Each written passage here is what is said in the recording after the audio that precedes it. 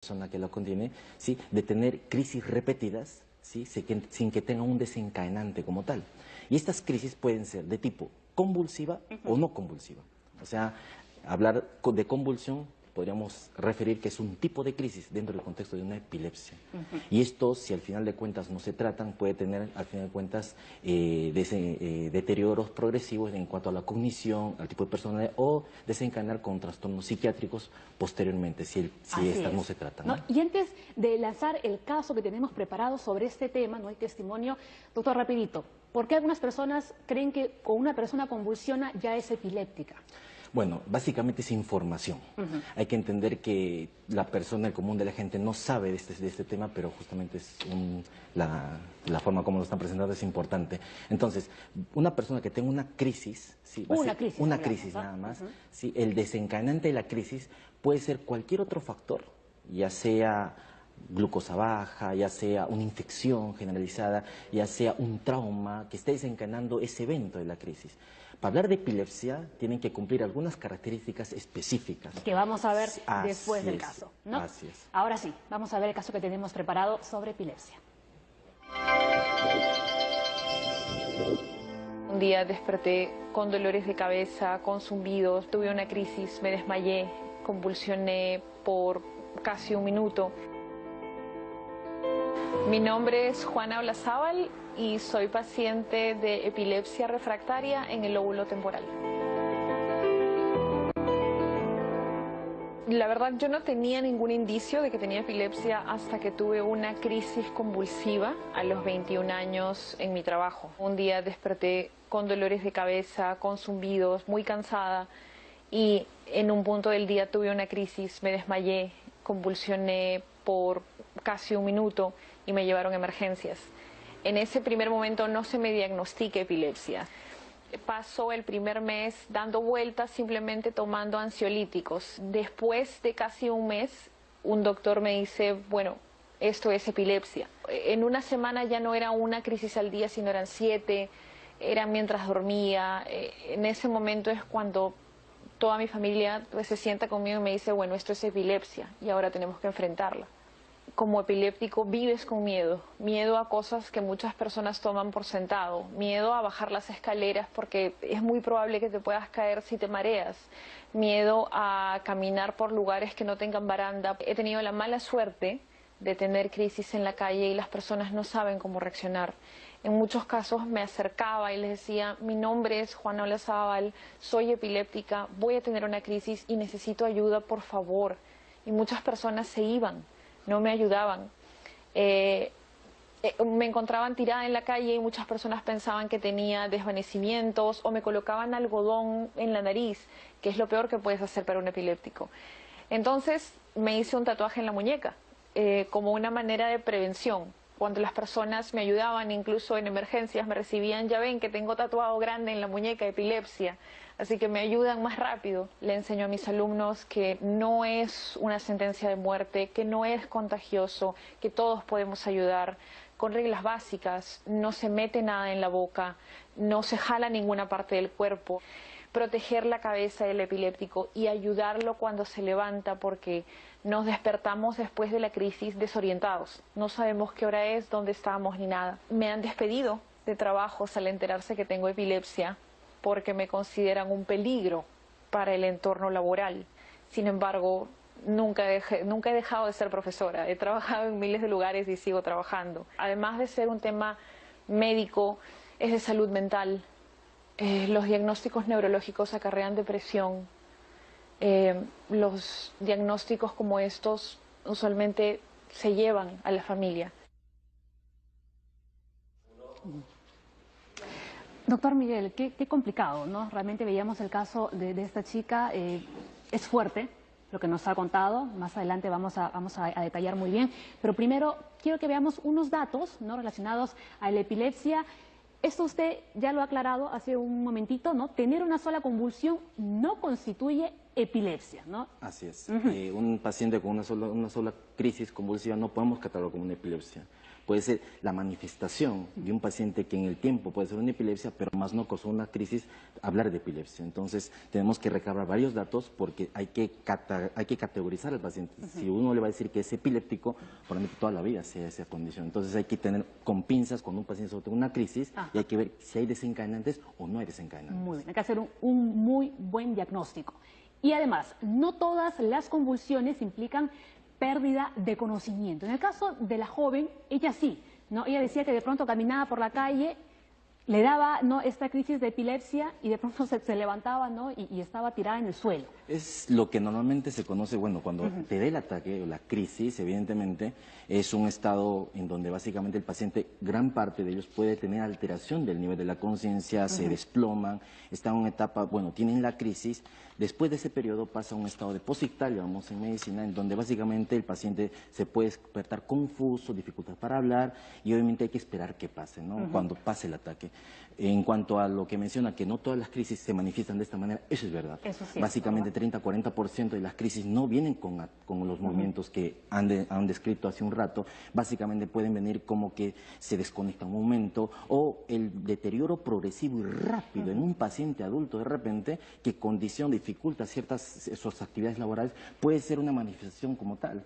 O básicamente como el simplemente hecho, mientras que uno está de repente haciendo sus actividades o manejando el auto, de repente ver lucecitas o escuchar cosas en un tiempo prudente que van y vienen, puede ser manifestación de que un paciente tenga y esté empezando un cuadro epiléptico. ¿Eso es el aura lo que se le dice? Así es. Se le dice aura, ¿verdad? Son pequeñas crisis que aparecen y desaparecen en cierto tiempo de momento.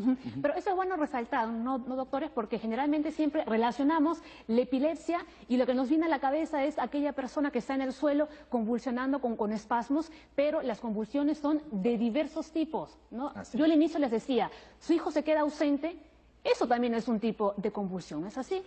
Claro, y ahí lo que hay que tener es mucho cuidado, sobre todo porque los que nos informa, como estaba conversando con el doctor, el neurólogo, es que los que tienen justamente son los profesores.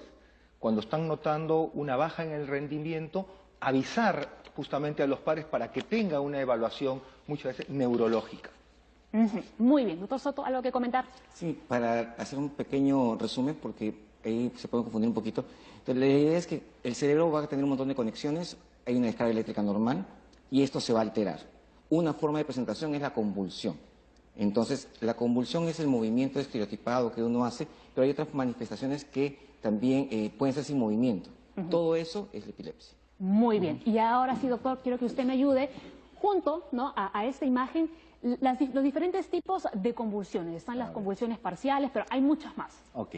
En básicamente a los tipos, primero hay que categorizar a un paciente. Un paciente tiene una epilepsia y se va a manifestar como crisis. La crisis tiene que ser no provocada.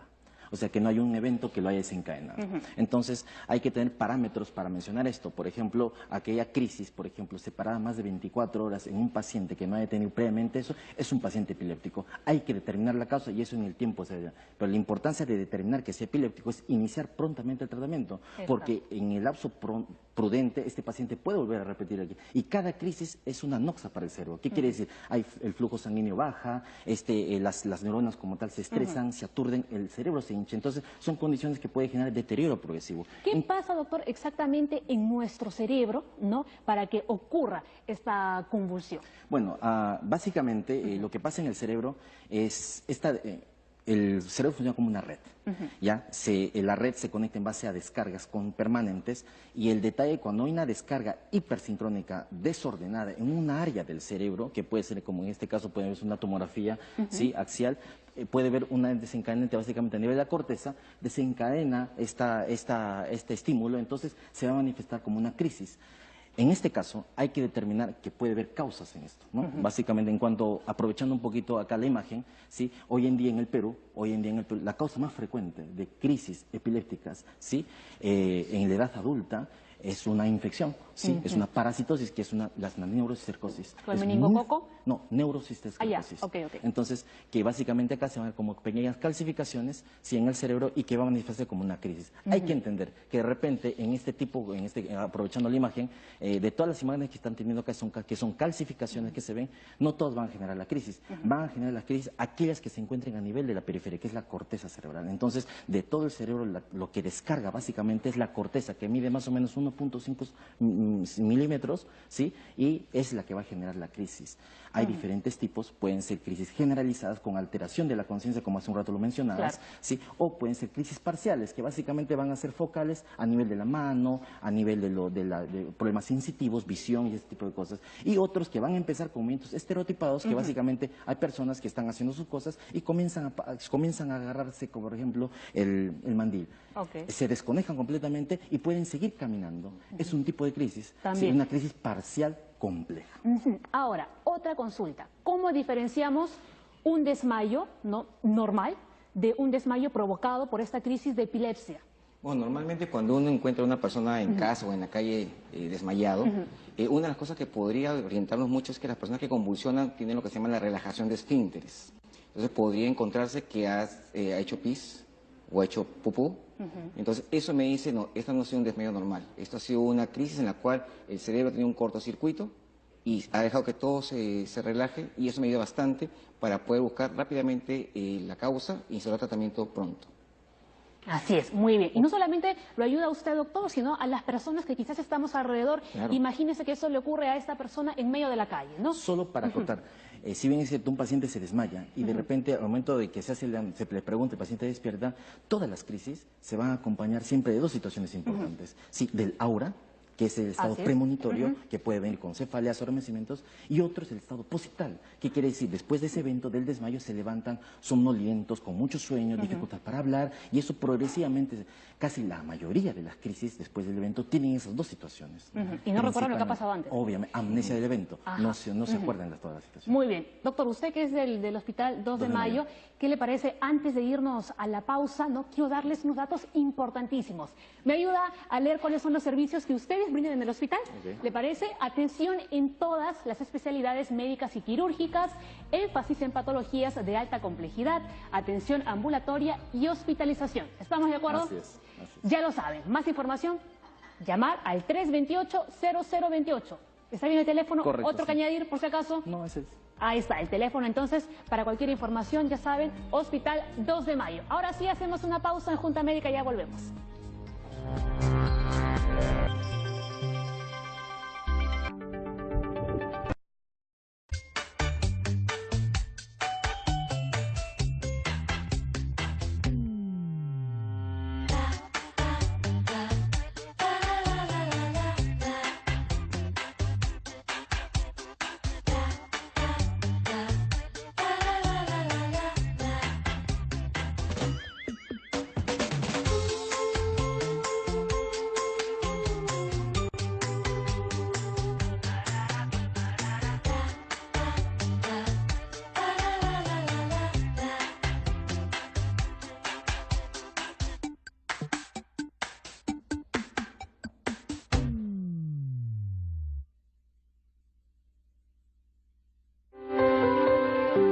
Mujer vanguardista que siempre luchó contra la discriminación y autoritarismo.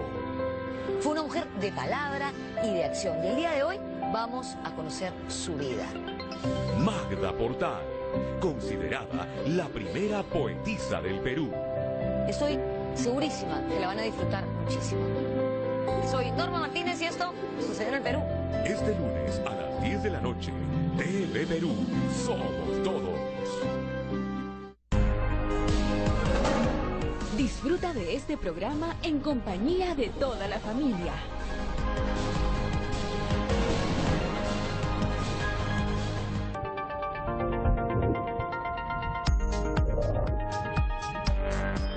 Continuamos en Junta Médica, pero en cualquier momento, atención, vamos a dar pase a una actividad oficial. El presidente Pedro Pablo Kuczynski, él se encuentra en Iquitos y va a poner en marcha un proyecto de agua potable para más de 20.000 personas y también va a ser el zarpe de los buques Hospital y Tópico, muy coherente con ahora que estamos hablando aquí en la Junta Médica, que brindará una atención itinerante. Ahora sí, como pueden ver, ya está Nora Rivas Plata aquí entre dos espinas, entre los dos doctores, para conversar sobre la epilepsia. Yo quiero que me expliques un poquito ahora hablando de la epilepsia. Doctor Miguel, ahora voy para allá. Tú trabajas en el Centro de Psicoterapia Psicoanalítica de Lima. ¿Cómo pueden ayudar ustedes a los pacientes que tienen epilepsia? Lo que pasa es que cuando un paciente tiene epilepsia, tiene también repercusiones en diferentes aspectos de su vida, ¿no? Hay repercusiones neurobiológicas, cognitivas, sociales, ¿no? Psicológicas. Entonces, hace un rato, por ejemplo, la paciente que habló acerca de su caso, ¿no? Ella mencionó que el